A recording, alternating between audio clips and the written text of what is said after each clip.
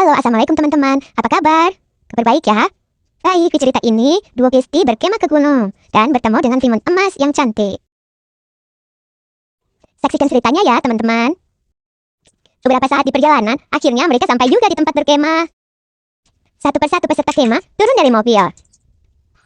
Kemudian, Madem turun juga dan mengabsen satu persatu pesertanya.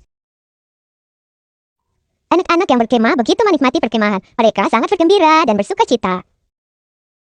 Beberapa saat kemudian, mereka berjalan-jalan menelusuri hutan.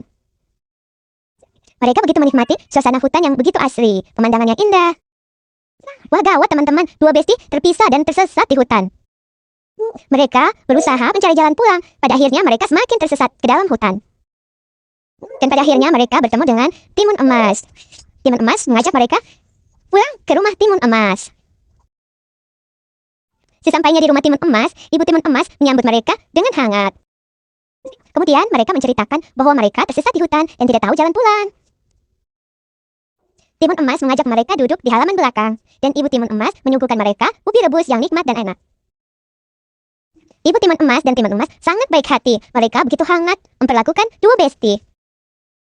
Setelah itu, timun emas menyuruh mereka untuk beristirahat di kamar. Wah gawat teman-teman, raksasa jahat keluar dari gua dan dia pergi ke rumah timun emas untuk meminta janji ibu timun emas. Kemudian ibu timun emas berkata, pulanglah, datanglah esok hari, timun emas sudah tidur. Kemudian ibu timun emas menceritakan bahwa tadi ada raksasa jahat datang dan akan menemui kembali timun emas esok hari.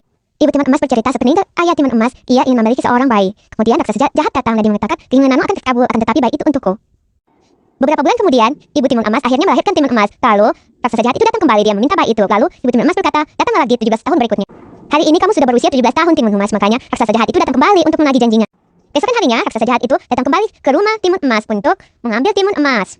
Dan akhirnya, timun emas dan dua besti ingin melawan raksasa jahat itu. Kemudian, raksasa itu mengejar mereka. Mereka berlari, kemudian mereka menyusuri sungai. Raksasa itu terus mengejar mereka, hingga ke tepian sungai, mereka berlari terus. Pada akhirnya, raksasa jahat itu hampir menangkap mereka, dan timun emas melemparkannya di Citerasi hingga membentuk lautan yang sangat dalam, dan raksasa jahat itu tenggelam. Kemudian, timun emas kembali kepada ibunya, mereka saling berpelukan dan berbahagia. Dua besti sangat senang melihat ibu dan anak itu, mereka kembali pulang. Dadah, timun emas, sampai jumpa. Dadah teman-teman, jangan lupa kembali lagi ya ke sini, dadah. Akhirnya mereka kembali pulang, dan hampir saja mereka ditinggal. Madem marah kepada mereka karena telat. Tapi it's okay untuk cerita hari ini. Bye-bye, nantikan di video berikutnya ya.